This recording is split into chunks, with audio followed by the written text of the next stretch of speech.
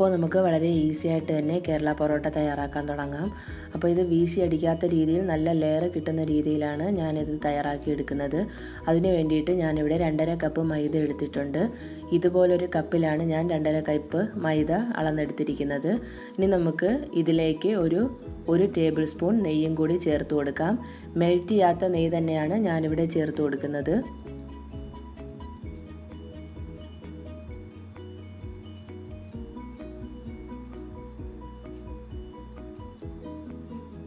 ആവശ്യത്തിനുള്ള ഉപ്പ് ചേർത്ത് കൊടുക്കാം. ഇനി നമുക്ക് കൈ ഉപയോഗിച്ച് തന്നെ ഇത് നന്നായിട്ടൊന്ന് മിക്സ് ചെയ്തെടുക്കാം. നമ്മൾ ചേർത്ത നെയ്യ് ഈ മാവിലെല്ലാം നന്നായിട്ട് പിടിക്കുന്ന രീതിയിലൊന്ന് മിക്സ് ചെയ്തെടുക്കാം. ഇനി നമുക്കിതിലേക്ക് 2 ടേബിൾ സ്പൂൺ തൈര് കൂടി ചേർത്ത് കൊടുക്കാം. നല്ല പുളിയില്ലാത്ത കട്ടി തൈരാണ് ഞാനിവിടെ എടുത്തിരിക്കുന്നത്. അതുപോലെ തന്നെ അരമണിക്കൂർ മുമ്പ് ഫ്രിഡ്ജിൽ നിന്നും പുറത്തെടുത്ത് വെച്ചിട്ടുള്ള തൈരാണിത്. ഇതിലേക്ക് ഒരു മുട്ട കൂടി ചേർത്ത് കൊടുക്കാം. ഇനി കൈ ഉപയോഗിച്ച് തന്നെ നന്നായിട്ടൊന്ന് മിക്സ് ചെയ്തെടുക്കാം.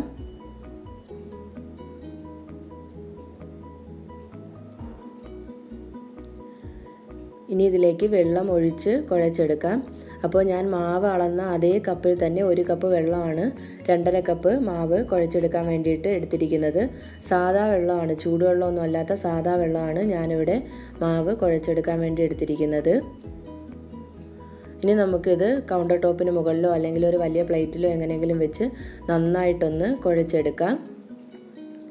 ചെറുതായിട്ടൊന്ന് എണ്ണ തടവിയിട്ട് വേണം കൗണ്ടർ ടോപ്പിന് മുകളിൽ ഈ മാവിട്ട് കൊടുക്കാൻ. നല്ല സോഫ്റ്റായിട്ട് നമുക്ക് ഈ മാവ് കുഴച്ചെടുക്കാം. ഇതിപ്പോൾ മാവ് ഇവിടെ റെഡിയായി വന്നിട്ടുണ്ട്. ഇനി നമുക്കിതൊരു പാത്രത്തിലേക്ക് വെക്കാം. ഒരു നനഞ്ഞ തുണി കൊണ്ട് ഇതൊന്ന് മൂടി ഒരു മണിക്കൂറെങ്കിലും ഇതൊന്ന് റെസ്റ്റ് ചെയ്യാൻ വയ്ക്കാം. മിനിമം 1 മണിക്കൂറെങ്കിലും വെക്കണം. അതിൽ കൂടുതൽ വെച്ചാലും കുഴപ്പമില്ല. ഒരു നനഞ്ഞ തുണി കൊണ്ട് ഇതൊന്ന് മൂടി വയ്ക്കാം.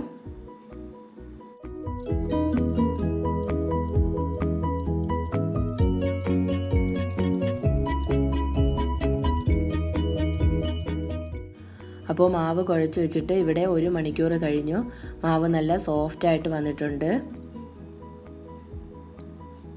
ഇത് 1 ടേബിൾ സ്പൂൺ ഗീയും 1 ടേബിൾ സ്പൂൺ സൺഫ്ലവർ ഓയിലും കൂടി മെൽറ്റ് ചെയ്തെടുത്തിട്ടുള്ളതാണിത്. സൺഫ്ലവർ ഓയിലിന് പകരം നിങ്ങൾക്ക് വേണമെങ്കിൽ ബട്ടർ വേണമെങ്കിലും യൂസ് ചെയ്യാം. അപ്പോൾ ഇത് നമുക്ക് കുറച്ച് കൗണ്ടർ ടോപ്പിന് മുകളിലേക്ക് ഒന്ന് സ്പ്രെഡ് ചെയ്ത് കൊടുക്കാം.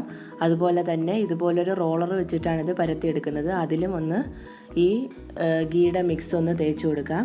ഇനി നമുക്ക് ഈ മാവ് നന്നായിട്ടൊന്ന് കുഴച്ചെടുക്കാം.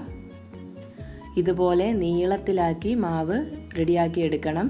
ഇനി നമുക്ക് കത്തി ഉപയോഗിച്ച് തന്നെ ചെറിയ കഷ്ണങ്ങളാക്കി ഒന്ന് കട്ട് ചെയ്തെടുക്കാം. അതിനുശേഷം നമുക്ക് ഇതുപോലെ ഒന്ന് മാവ് ഉരുട്ടി ചെറിയ ചെറിയ ബോൾസ് ആക്കി മാറ്റി വയ്ക്കാം.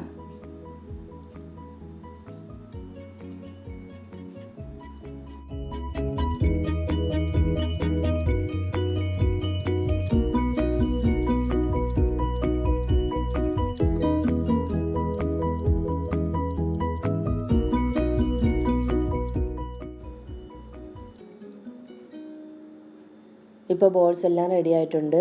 ഇനി നമുക്ക് ഓരോ ബോളായിട്ട് എടുത്ത് ഇതുപോലെ കൗണ്ടർ ടോപ്പിന് മുകളിൽ വെച്ച് നന്നായിട്ടൊന്ന് പരത്തിയെടുക്കാം. അപ്പോൾ കൗണ്ടർ ടോപ്പിന് മുകളിലേക്കും കുറച്ച് ഓയിലൊന്ന് സ്പ്രെഡ് ചെയ്ത് കൊടുക്കണം. വളരെ തിന്നായിട്ട് തന്നെ പരത്തിയെടുക്കണം. ഇതുപോലെ കൗണ്ടർ ടോപ്പിൻ്റെ കളറ് വെളിയിൽ വരുന്ന രീതിയിൽ തിന്നായിട്ട് പരത്തിയെടുക്കണം. പ്രത്യേകിച്ച് ഷേപ്പൊന്നുമില്ല, അത് നമ്മുടെ ഇതത്തിന് പരത്തിയെടുക്കാം. ഇനി നമുക്ക് ഇതുപോലെ ഒരു പിസ്സ കട്ടറോ അല്ലെങ്കിൽ ഒരു കത്തിയോ ഉപയോഗിച്ച് ചെറുതായിട്ടൊന്ന് വരഞ്ഞെടുക്കാം.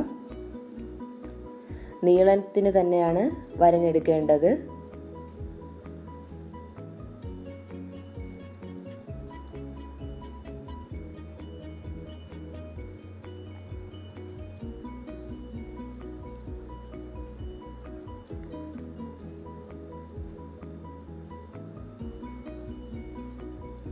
ഇതിപ്പോൾ എല്ലാം വരഞ്ഞെടുത്തിട്ടുണ്ട്. ഇനി നമുക്ക് ഒരു സൈഡിൽ നിന്ന് ഇത് കത്തിയോ അല്ലെങ്കിൽ കയ്യോ ഉപയോഗിച്ച് നന്നായിട്ടൊന്ന് റോൾ ചെയ്തെടുക്കാം.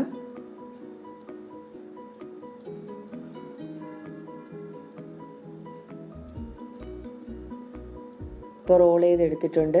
ഇനി ഇതിന് മുകളിലേക്ക് കുറച്ച് മെൽറ്റ് ചെയ്ത ഗീ സൺഫ്ലവർ മിക്സ് ഒന്ന് ബ്രഷ് ചെയ്ത് കൊടുക്കാം.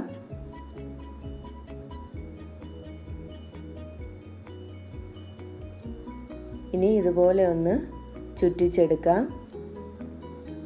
ചുറ്റിച്ചതിന് ശേഷം ഇതിൻ്റെ എൻഡ് ഭാഗം ഇതുപോലെ അടിഭാഗത്തേക്ക് ഒന്ന് റെഡിയാക്കി വെച്ച് കൊടുക്കണം. ഇതിപ്പോൾ എല്ലാ ബോൾസും ഇതുപോലെ ചുറ്റിച്ചെടുത്തിട്ടുണ്ട്.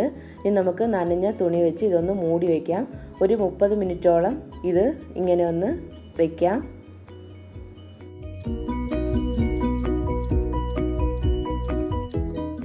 ഇപ്പോൾ ഇവിടെ 30 മിനിറ്റ് കഴിഞ്ഞു. ഇനി നമുക്ക് ആദ്യം തന്നെ കൗണ്ടർ ടോപ്പിന് മുകളിൽ കുറച്ച് ഓയിലൊന്ന് ബ്രഷ് ചെയ്ത് കൊടുക്കാം. ഇനി ഓരോ ബോൾസായിട്ടെടുത്ത് നമുക്കൊന്ന് പരത്തിയെടുക്കാം. സാധാരണ പൊറോട്ട പരത്തിയെടുക്കുന്നത് പോലെ തന്നെ കൈ ഉപയോഗിച്ച് നന്നായിട്ടൊന്ന് പരത്തിയെടുക്കാം. ഇപ്പോൾ ഫ്രൈ പാൻ അടുപ്പിൽ വെച്ച് ചൂടാക്കുന്നുണ്ട്. മീഡിയം ഫ്ലെയിമിൽ വേണം ഇത് ചുട്ടെടുക്കാൻ.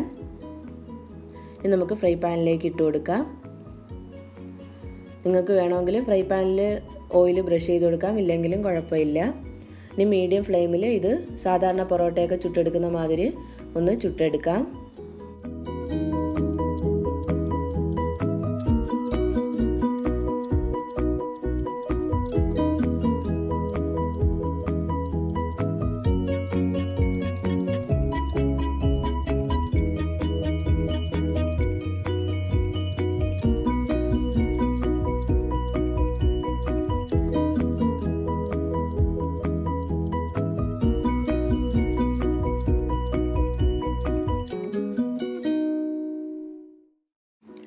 ഇതുപോലെ പൊറോട്ട ചുട്ട് 3-4 എണ്ണം ആകുമ്പോഴത്തേക്ക് നമുക്ക് ഇതുപോലെ ഒന്ന് അടിച്ചെടുക്കാം.